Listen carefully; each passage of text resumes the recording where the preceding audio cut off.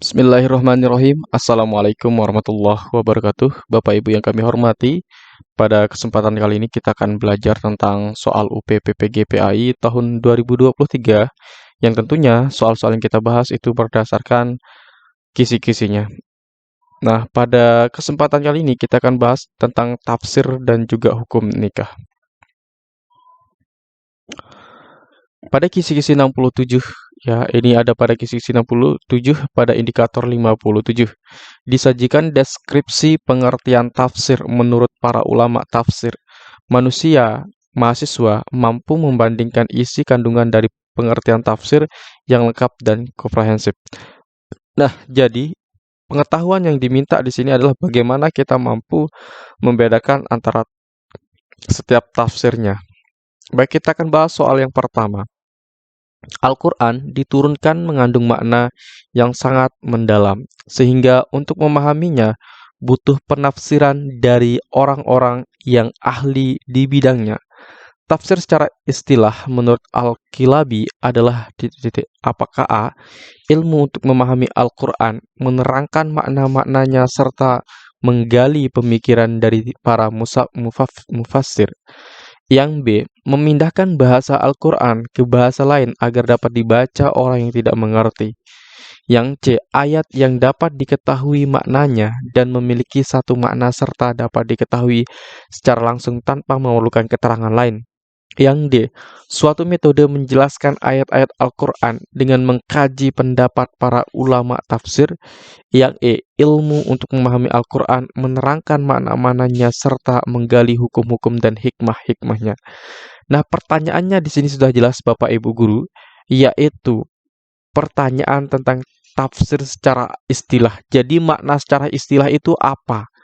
Yang menurut Al-Kilabi. Nah, jadi jawaban yang tepat di sini adalah jawaban E, yaitu ilmu untuk memahami Al-Quran, menerangkan makna-maknanya, serta menggali hukum-hukum dan hikmah-hikmahnya.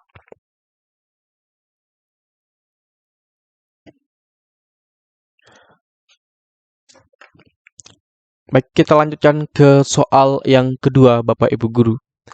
Suatu ayat dapat ditafsirkan dengan ayat yang lain, baik ayat di kelanjutan dari ayat yang ditafsirkan ataupun ayat yang menafsirkan berada di surah yang lain. Misalnya, pada surat Al-Ikhlas ayat pertama yang menjelaskan tentang ketauhidan Allah Subhanahu wa taala ditafsirkan oleh ayat berikutnya, yaitu ayat kedua, ketiga, dan keempat. Penjelasan tersebut merupakan salah satu metode tafsir yang disebut bil al-ra'i, bil maksur, bi al-dirayah, al-isyariyah, al-maudu'i. Nah, mana jawaban yang lebih tepat? Nah, kata kuncinya di sini Bapak Ibu Guru, ya, di mana ayat tersebut misalkan menjelaskan tentang ketauhidan, kemudian akan ditafsirkan ke ayat berikutnya. Nah, inilah yang menjadi kata kunci. Jadi setiap ayat itu akan selalu nyambung. Maka jawaban yang tepat adalah jawaban B, yaitu bil ma'thur.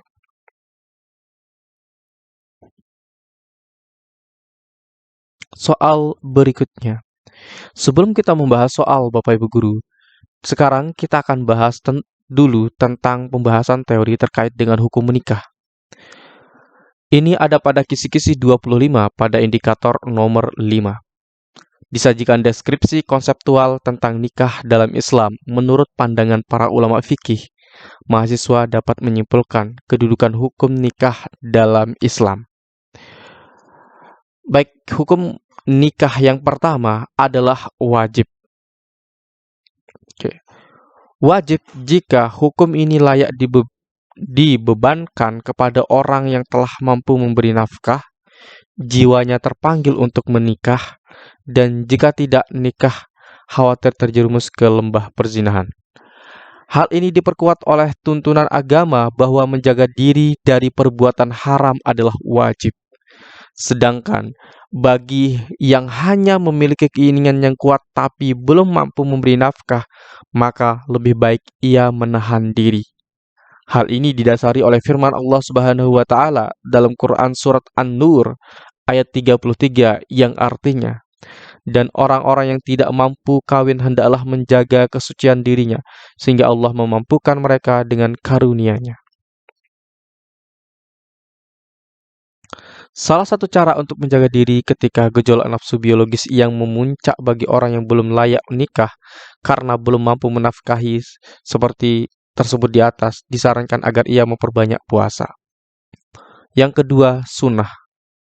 Hukum ini pantas bagi orang yang merindukan pernikahan dan mampu memberi nafkah, tapi sebenarnya ia masih mampu menahan dirinya dari perbuatan zina. Maka, bagi orang seperti ini hukum nikah menjadi sunnah. Akan tetapi, jika demikian kondisinya, nikah lebih baik baginya daripada membujang karena dalam nikah terdapat ibadah yang banyak.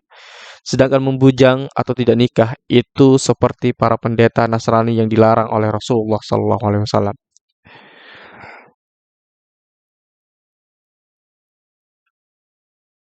Berikutnya, memperkuat anjuran nikah, Umar pernah berkata kepada Abi Zawaid, hanya sifat lemah atau melacurlah yang mencegahmu dari nikah. Berkata juga Ibnu Abbas bahwa tidak akan sempurna ibadah seseorang sampai ia menikah. Yang ketiga, haram. Hukum ini layak bagi orang yang tidak mampu memberikan nafkah dan jika ia memaksakan diri untuk menikah akan mengkhianati istrinya atau suaminya, baik dalam pemberian nafkah lahiriah maupun batiniah, sehingga dengan perkawinan itu hak-hak istri suami tidak terpenuhi. Baik, kita akan jawab soal yang pertama, Bapak Ibu Guru. Bagi orang yang merindukan pernikahan dan mampu memberi nafkah, tapi sebenarnya ia masih mampu menahan dirinya dari perbuatan zina, maka dihukumi apa? Nah, ini tadi kita sudah pelajari, Bapak Ibu Guru, bahwa ada 3 hukum nikah, wajib, sunnah, dan juga haram. Nah, wajib, sunnah, dan juga haram itu tadi kan ada beberapa definisinya.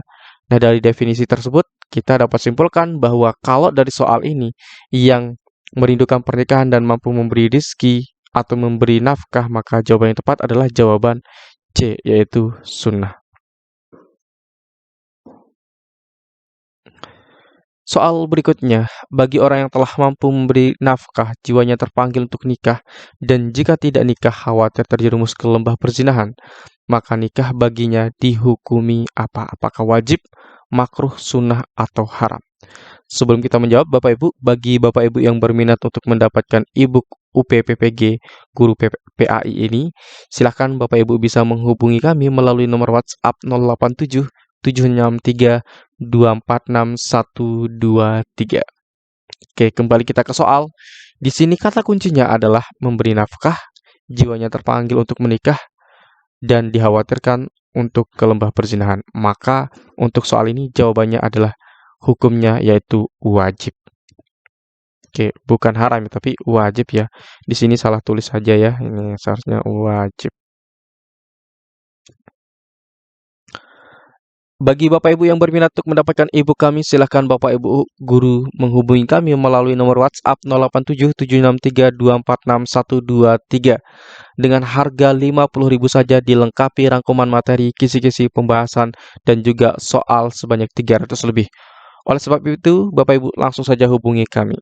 Sekian dan terima kasih. Assalamualaikum warahmatullahi wabarakatuh.